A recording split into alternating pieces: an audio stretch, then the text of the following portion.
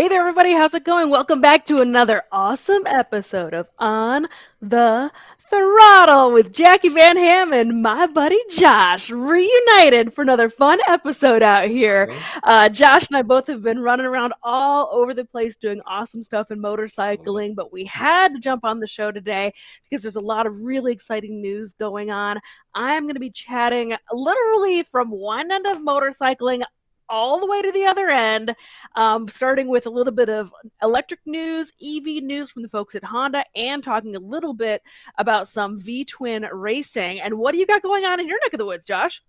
So there was an announcement in kind of the my neck of the woods, I guess you would say, in terms of what I'm a big fan of. And also, speaking of what I'm a big fan of, there is a way to get a Swedish supermodel into your garage for $25. So I'm going to talk about that some too. Well, I personally cannot wait to hear more about it, but we're all going to have to because we'll be back with those stories and more after a word from our sponsors. There are still billions of dollars available for businesses through the Employee Retention Credit federal tax credit program. Stenson Tamaddon has helped companies with less than 500 employees retrieve over $3.4 billion in tax credits through employee retention credits. Call Stenson Tamaddon today at 866-934-8461 today to start your application. That's 866-934-8461 to apply. Call now. Your dealership's customers expect the best. Offer them the best with MOGO's GPS tracking services. Your buyers will love real-time location tracking, historic travel data, battery level alerts, and so much more. Offer your customers MOGO. They won't say no.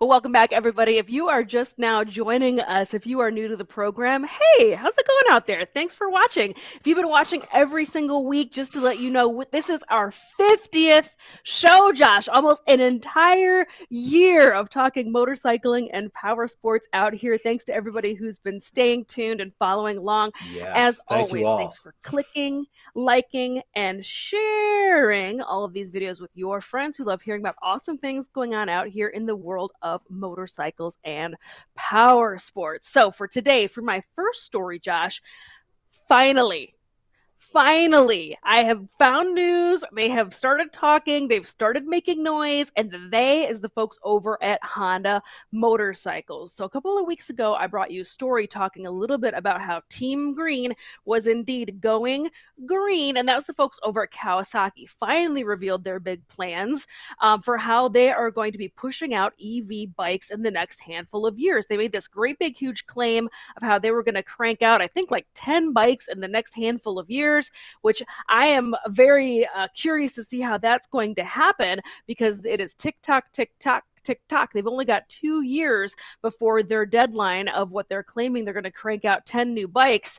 And then, not to be outdone, because you always got to be keeping up with the Joneses, right, Josh? The folks over at Honda Of also announced course. this past week that they are also climbing all the way into the EV bed, and they are also going to be kicking out 10 models before 2025. So they are attempting or are going to be on the exact same timeline as the folks over at Kawasaki.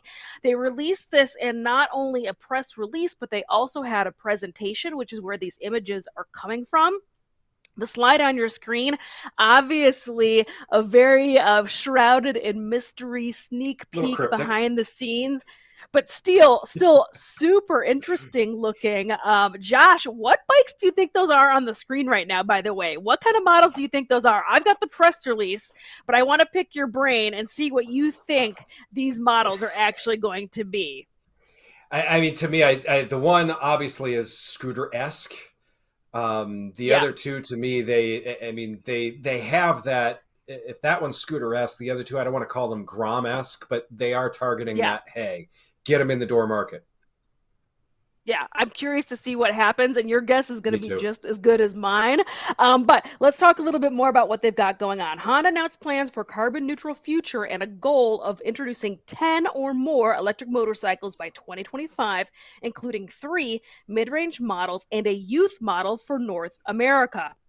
This is where the slides get really interesting. So this is going to be their global presentation, and indeed, that is going to be over 10 motorcycles, 1, 2, 3, 4, 5, 9, 10, 11 bikes, launch 10 or more models by 2025. But, and as I keep stressing, this is a global plan versus what's actually going to happen here in North America, which I am extra curious about. Now, smaller bikes, as you can see from this slide on your screen, there is a boatload of really obviously very small displacement scooter vibe type machines that are going to be heading over to probably more European and Asia market.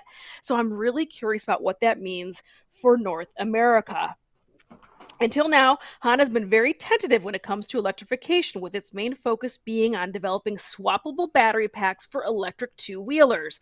Its Japanese counterparts, Yamaha and Kawasaki, like I mentioned, just outlined their own plans, while in North America, Harley-Davidson is only days away from finalizing its Livewire spin-off. Still, we've been waiting for the world's largest motorcycle manufacturer to show its hand, and now they have. We now know that Honda has in the works, following a press release with like I said, a big press briefing going on. The executives discussed Honda's plan to be carbon neutral by 2040 through the advance of electric mobility and cleaner internal combustion engines. By 2025, Honda plans to launch 10 electric motorcycles worldwide. This includes a mix of scooters, what Honda is naming commuter EVs, mopeds, and electric bicycles, and then some large size electric motorcycles, which they are branding as fun EVs, which I think is very funny. If you want to throw the next slide up, Miss Ashley, I've got a couple more of the breakdowns of what's going to happen in each market. This is going to be China, Asia, Europe, and Japan. So nothing over here in this neck of the woods. And just by the slide on the screen, you can tell these are very, very scooter driven kind of machines that are going to be happening in those markets. And then one more slide, Miss Ashley, I've got one or two, and I know I've got, okay, so this is the fun EV. This is what they are renaming their larger platform or more motorcycle oriented EVs. This is going to be for Japan, for us here in the US and European market. 3 large fun EVs, and then one little guy for kids. The little guy for kids is quite probably clearly going to be some sort of small dirt bike. And then the 3 fun EVs were the very first slide that we showed during this part of the show, which is the ones that are totally shrouded in mystery. And they are absolutely not giving much away. All they're really calling it is fun EV versus commuter EV, so who knows? I personally think, Josh, that what's on your slide right now, which these are the 3 fun EVs, the bigger framed, as it were, bikes, I think going from left to right, this to me looks like a naked bike that's kind of like a Honda Rebel. The middle to me looks like something that's going to be a little bit more of like a naked sport or like a Street Fighter type bike. I And can then the see that. third on the screen, I think that looks like an adventure scooter, which Honda does have and they have Yep. launched, however not here in the US. So is there going to be an EV version of the adventure scooter coming to the North America market? Josh, what do you think? So it's one of those things where it's like the Hornet. They did such a good job of shrouding that in mystery for so long that I think they're going to do the same thing here, which is great. I mean, kudos to their PR department and marketing departments. You very well could be right with those in terms of how those are going to be. I mean, Honda has it's interesting. Kawasaki, I think, had to make their announcement earlier because they don't necessarily have the deep pockets to do fast R&D. Honda, the last time I checked, does have reasonably deep pockets. Yeah. So for them to bring something to market, motorcycle manufacturer. Yeah, they're the number one yeah, selling motorcycle in the world. They're doing A-okay over there. right. Not to mention the other businesses they have. So to me, when you look at all that, Right. Honda can bring something to market a little bit faster, and I mean, just it's Honda, so it's going to be interesting to see what they do. It is probably going to be just a little left of dead down the center, which will be just exciting enough to probably get everyone on the planet to open up their wallets. Yeah, so here's what I want to see. Here's my wish list, Josh, of what I want to see Honda crank out. And it also, just as a side note, it always makes me, I mean, maybe I just don't have enough of a handle on the global marketplace, but when companies release 5 different versions of the same scooter, I kind of Yeah. wonder why. Does that work? Is that a The thing? only thing Because I that can seems to be think of what's is geometry. So one scooter may steer more sporty than another or have better luggage capacity. But I mean, really, when it comes down to scooters, what else matters? yeah. Those are it. Well, I mean, yeah, I mean, as scooters to me, especially for European and Asian market, fall very, very, very much into that commuter EV, which Honda even calls Yes. them that because that's what they are. So they really just need to be able to like carry a bunch of stuff and not break down. That's what I think scooters are for That's in what most Honda's good overseas at. markets. So it always makes me a little curious when I see like in the slides. Now, I mean, maybe the slides are not literally exactly what they're releasing, they're just representations. But when Right. it shows the exact same 5 scooters and that's what's going to be happening in Europe and Asia market, I kind of wonder what the heck is going on. But number two, in my bucket list of what I would love to see Honda release as an EV, somewhere in this big lineup, thank you, Ashley, you nailed it. Somewhere in this lineup, I would love two of those. I would like one of them to be an electric EV Cub, and I would like one of them to be an EV Grom. That's on my Are bucket list. you talking the old scooter Cub that had like the off-road suspension? No, no, so they re-released like a Super Cub as part of their I know heritage which one you're retro talking about. bikes. Yes. Yes, Yes. Yes, yes. yes, So yes. I would love That. to. I want that to be re-released as an EV because it is wonderful, and it is, by the way, the Yep. number one selling motorcycle in the world. Yep. And so I'd love for them to do that, a full pop EV, beautiful retro bike. But that's And I that's just think it on would my be bucket amazing. list. That's what's It would going be on at amazing. Honda. Good Josh, call. what's going? I thank you. What's going on for your first story? So for me, KTM announced that they have revamped the 890R for 2023. To me, I'm kind of excited about it because there's a number of small steps that actually mean big things about this. So they had a KTM event in Idaho where they released it because oftentimes in the motorcycling community, when you say Idaho, people think, why do I want to ride with potatoes? There's a lot of really cool scenery around those potatoes. If you're interested in it, Um, there is a minute and 12-second video that KTM released also that after watching that minute and 12-second video, I was tired. So that should tell you something about the intensity level of this. So, but nonetheless, they have reworked the WP suspension on it. The bodywork and fairings have been redone for two reasons. A, they wanted to do a little bit more wind protection and wind deflection for the rider. The other reason was they kind of wanted to mimic the 450 Dakar rally bike, which I think is really cool. You can see this in this slide here, how it's got a little bit of that like 450 rally look to it. You guys know I love those bikes. And the new windshield is part of that. So also upgraded is a 5-inch TFT display with USB integration because, that's what you're going to be looking at when you're doing this type of nonsense. I love this. The big thing about this is so the ABS system has a new modulator and a couple of new other components. Now, what does that mean? It means, and this anyone that does anything off-road, rejoice, when you put this bike in off-road mode, the ABS also goes to off-road mode. So no longer do you have to push this button and then remember, oh yeah, as you're going down the hill and the ABS is kicking in and gaining speed, you don't have to think, I forgot to shut the ABS off. When you put it in off-road mode, it's going to go into off-road ABS. It's also for the optional rally mode going to do the same thing. So it will put the ABS in rally mode also. To me, I mean, this is one of those things that's just when they first designed this, why didn't they do it this way to begin with? The big hook also is in the first 1,500 miles of nonsense like this, or its first 1,500 kilometers, I guess.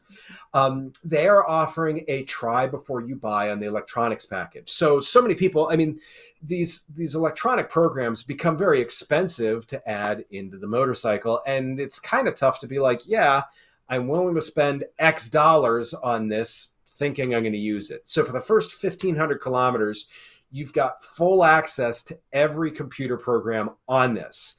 At that point, you can decide, hey, I want this one, this one, this one. I never used that one.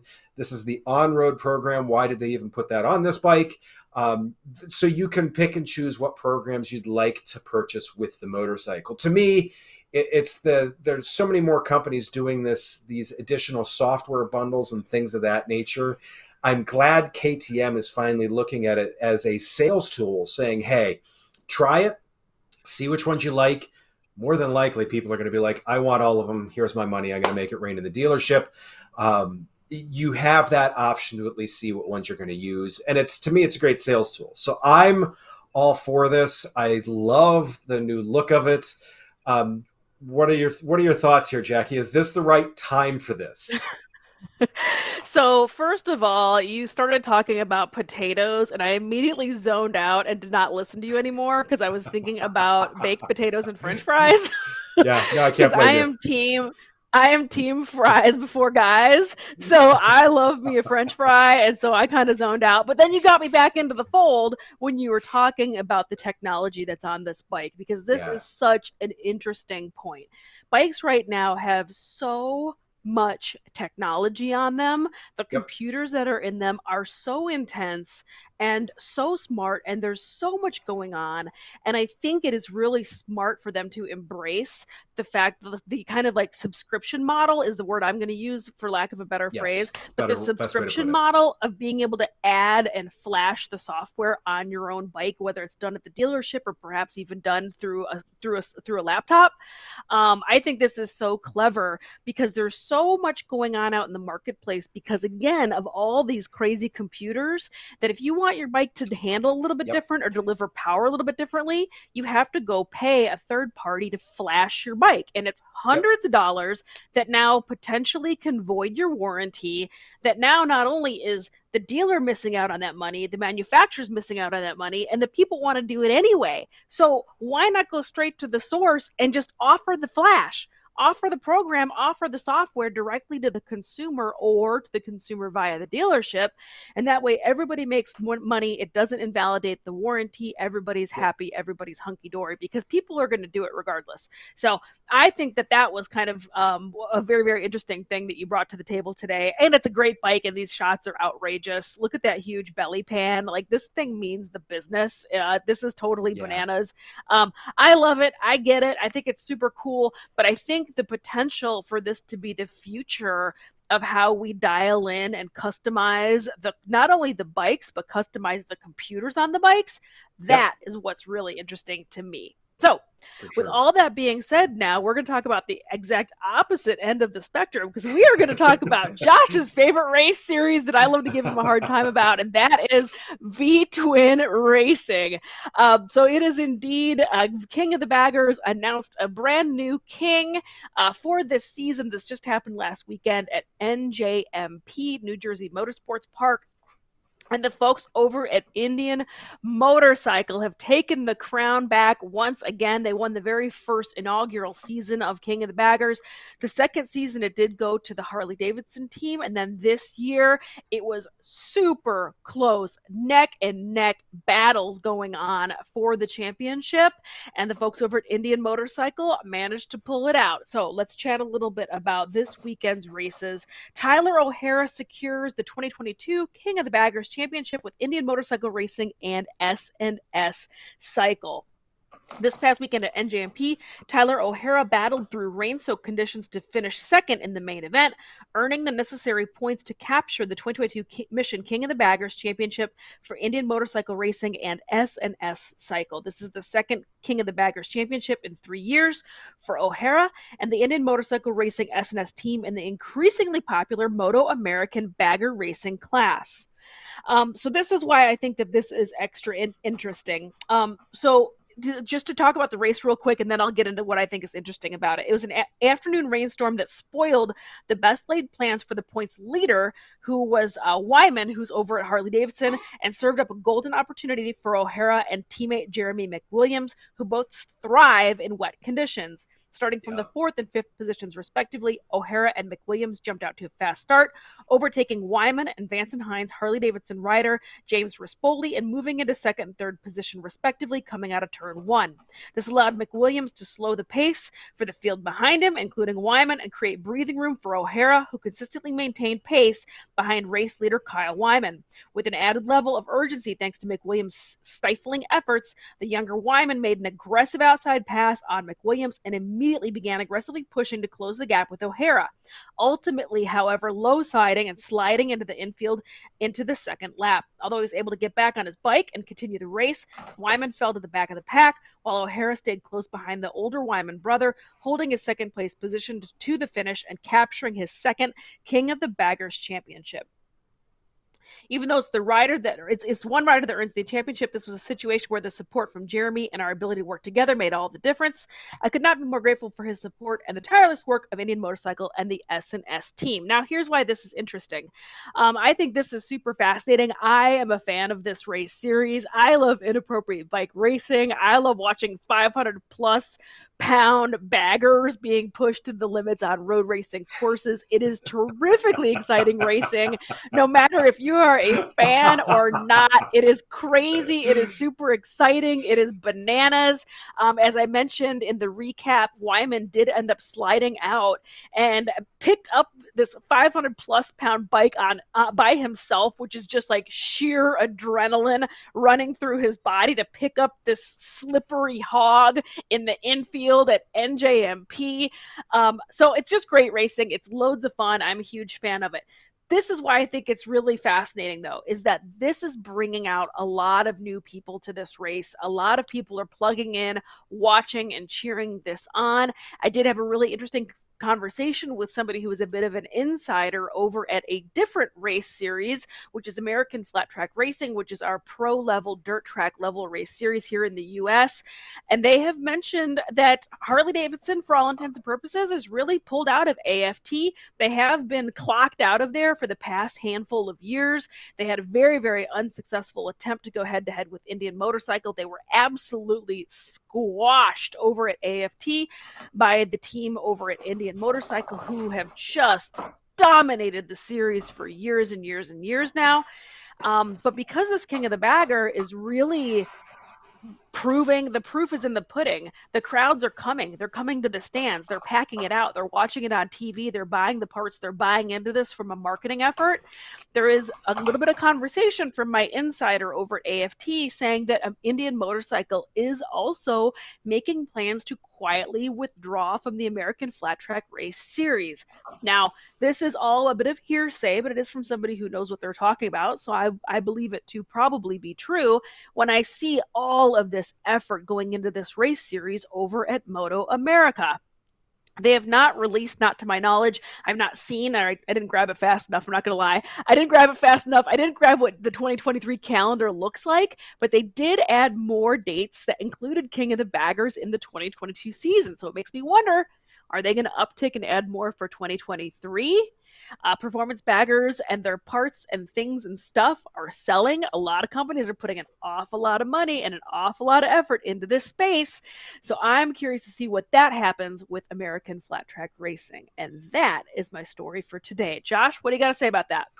It's interesting because, I mean, I know I'm not as big of a fan of this, and I get it's, to me, I'm kind of the more pure racer, and I'm like, why would anyone want to shove 500 pounds around a racetrack?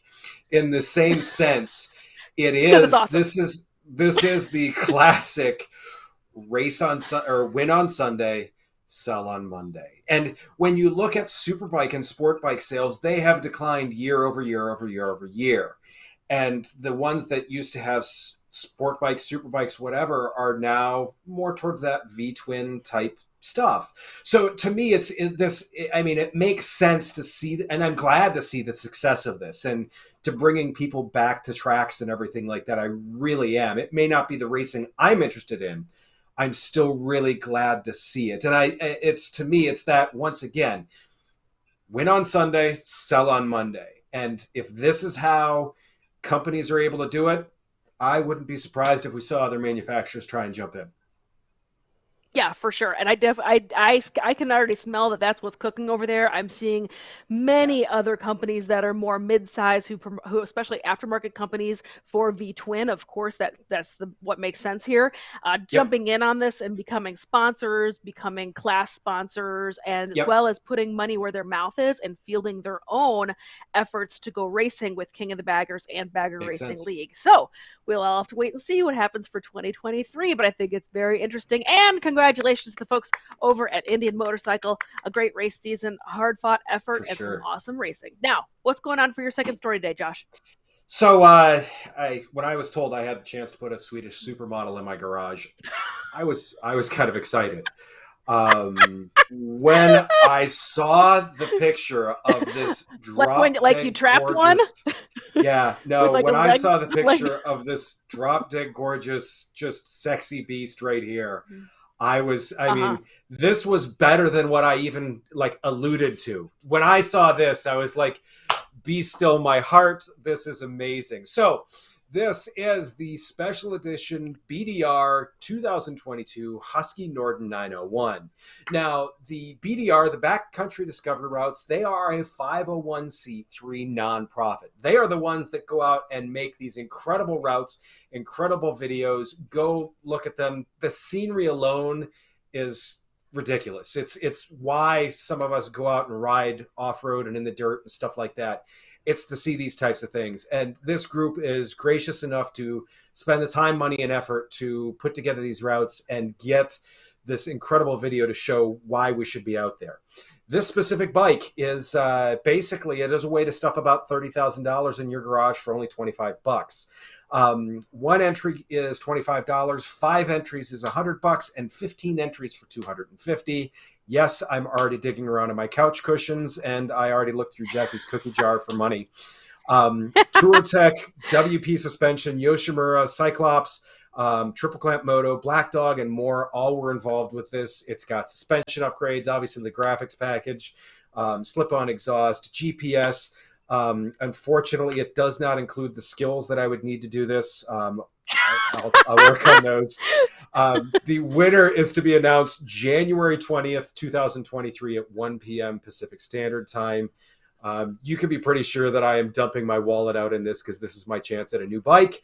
And we'll probably give an update around that time to show what happens with this. But to me, it's an awesome way to support an awesome organization and end up with a Swedish supermodel in your garage. I mean, even you would put this in your garage, wouldn't you, Jacqui? I mean, this. I would. It's gorgeous. I do love these Yeah. bikes. I think they are absolutely Oh, beautiful. I love the look of this. I love this package on it. I think it's really, really sharp. it's The amazing. graphics package, I mean, I think it's really beautiful.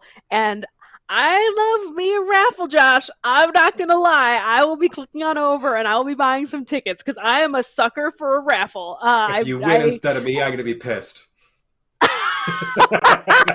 Okay, please Venmo me all of your spare cash, everybody, because we have to community buy tickets to kill Josh, to have him have a full tilt heart Yes, attack when we as a I team totally. buy enough tickets to win this motorcycle. Yeah, no, I definitely will click on over to BDR.